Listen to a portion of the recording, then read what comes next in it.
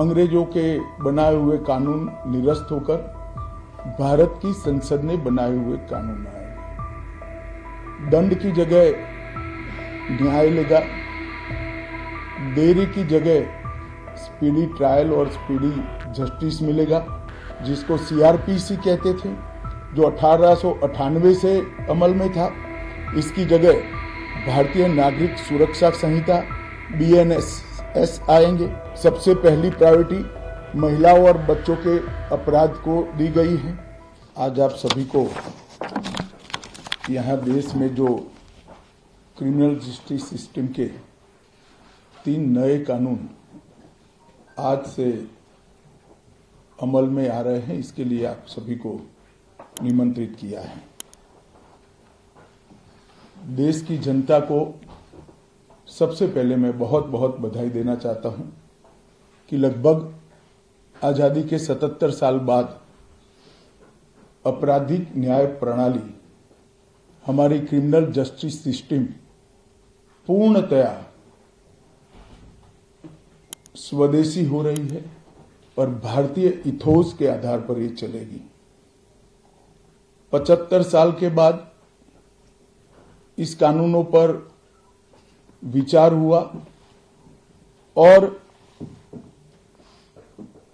ये कानून जब आज से हर थाने में अपना काम करना चालू करेंगे, तब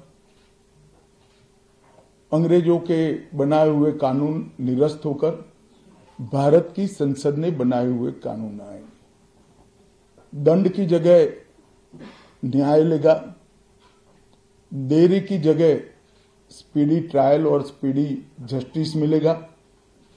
और पहले सिर्फ पुलिस के अधिकारों की रक्षा की गई थी, अब पीड़ितों के अधिकारों की रक्षा और जो कंप्लेनेंट है इसके भी अधिकारों की रक्षा करने का काम होगा। तो एक नए नजरिए के साथ ये तीनों कानून आज सुबह से ही, मतलब कल मध्यरात्रि से काम करना शुरू किए हैं। अब इंडियन पिनल कोड, जिसको IPC कहते थे, 1860 से जो कानून था, इसकी जगह BNS भारतीय न्याय संहिता आएगी। क्रिमिनल प्रोसीजर कोड, जिसको CRPC कहते थे, जो 1898 से अमल में था, इसकी जगह भारतीय नागरिक सुरक्षा संहिता BNSS आएंगे। और इंडियन एविडेंस एक्ट 1872 से जो इस देश की क्रिमिनल जस्टिस सिस्टम को गवर्न करता था, इसकी जगह भारतीय साक्ष्य अधिनियम BSA लागू होगा। तो BNS, BNSS और BSA के लागू होने से पूरी न्याय प्रणाली का आपराधिक कानूनों की पूर्णतया इसके अंदर हम कह सकते अब भारतीय आत्मा है। इसके ढेर सारे प्रावधान ऐसे किए गए हैं जिससे कई समूहों को फायदा होगा। कई सारी दफाएं जो अंग्रेजों के समय से विवाद में रही, इसको हटाकर आज के समय के अनुकूल धाराएं जोड़ी गई है। और कई सारी ऐसी चीजें जिससे भारतीय नागरिकों को परेशानी थी, इसको हटाकर नए प्रावधान किए गए हैं। सबसे पहले हमने इसमें हमारे संविधान के स्पिरिट के तहत दफाओं की और चैप्टर्स की प्रायोरिटी तय की है। सबसे पहली प्रायोरिटी महिलाओं और बच्चों के अपराध को दी गई है और मैं मानता हूं कि ये करने की बहुत समय से पहले जरूरत थी। एक पूरा अध्याय इसमें जोड़ा गया है जिसमें 35 धाराएं हैं और 13 प्रावधान हैं, जिसमें गैंग रेप के लिए अब 20 साल की सजा या तो कारावास, आजीवन कारावास, नाबालिग के साथ बलात्कार में मौत की सजा, झूठा वादा पहचान छिपाकर शोषण करने वालों के लिए भी अलग से अपराध बनाया गया है। पहले सुप्रीम कोर्ट के जजमेंट से चलता था। पीड़िता का बयान उसके घर पर महिला अधिकारियों की उपस्थिति में और अपने परिजनों की उपस्थिति में लेने का भी प्रावधान किया है और इसके साथ साथ ऑनलाइन एफआईआर की व्यवस्था से भी ढेर सारी उत्पीड़न का सामना कर रही महिला एम्बरेसमेंट से बच पाएगी, ऐसा हमारा मानना है। सालों से देश भर में मॉब लिंचिंग के अपराध के लिए कानून में कोई प्रावधान नहीं था, प्रावधान करने की मांग होती थी। पहली बार मॉब लिंचिंग को परिभाषित किया गया है। नस्ल, जाति, समुदाय, लिंग, जन्म स्थान, भाषा और अन्य कारणों से जो मॉब लिंचिंग होता है, इसमें 7 वर्ष के कारावास से लेकर मृत्यु की सजा और आजीवन कारावास तक इसके अंदर जोड़ा गया है। तो एक बहुत बड़े समय से जो मांग थी वो पूरी होने जा रही है। रात 2 एक ऐसा कानून था जो अंग्रेजों ने अपने शासन की रक्षा के लिए बनाया, चाहे महात्मा गांधी हो, चाहे तिलक महाराज हो, चाहे सरदार पटेल हो, सभी लोग यही कानून के तहत 6-6 साल की सजा काटे थे। इसी कानून के तहत केसरी पर प्रतिबंध लगाया गया था। वो अपने राज्य की सुरक्षा के लिए अंग्रेजों ने बनाया हुआ कानून था। राजद्रोह को हमने जड़ से समाप्त कर दिया है और देश विरोधी हरकतों के लिए नई धारा लेकर आए हैं।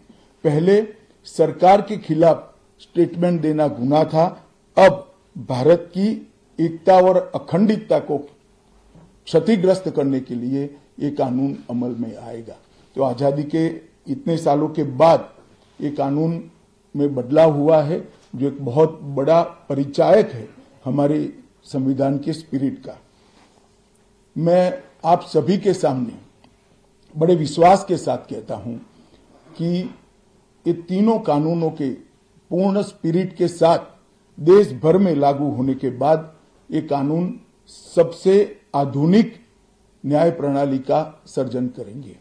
टेक्नोलॉजी को हमने न केवल अपनाया है, आने वाले 50 सालों तक टेक्नोलॉजी में जो भी अनुसंधान होने की संभावनाएं हैं, इस सबको कानून के अंदर हमने व्याख्या के तौर पर समाहित किया है, जैसे आने वाले समय में भी जो अनुसंधान होंगे वो व्याख्यायित किए गए। ये विश्व की सबसे आधुनिक न्याय प्रणाली बनेगी, इसका मुझे विश्वास है। कंप्यूटराइजेशन की प्रक्रिया ऑलरेडी पूरी हो गई है। 99.9% थाने कंप्यूटराइज हो चुके हैं। ई रिकॉर्ड जनरेट करने की प्रक्रिया भी हमने 2019 से ही चालू कर दी थी।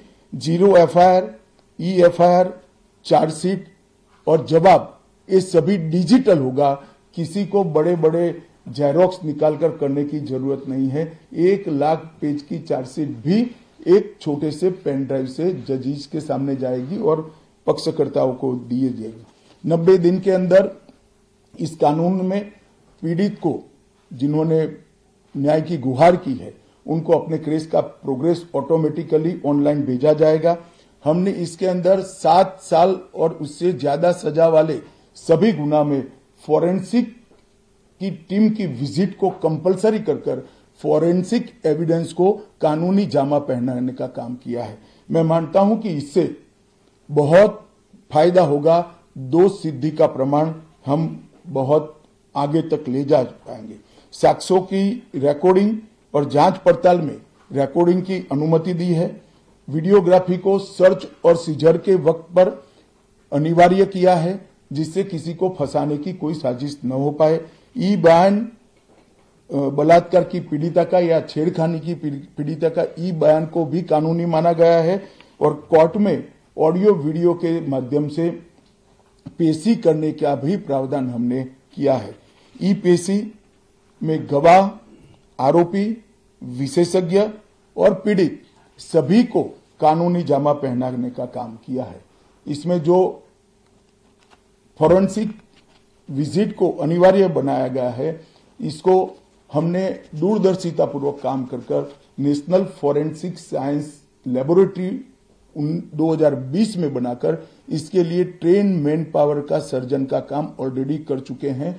मुझे पूरा भरोसा है कि 3 साल के बाद इस देश में हर साल 40,000 से ज्यादा ट्रेन मैन पावर का फोर्स हमारी कानूनी क्रिमिनल जस्टिस सिस्टम की सेवा में उपलब्ध होगा।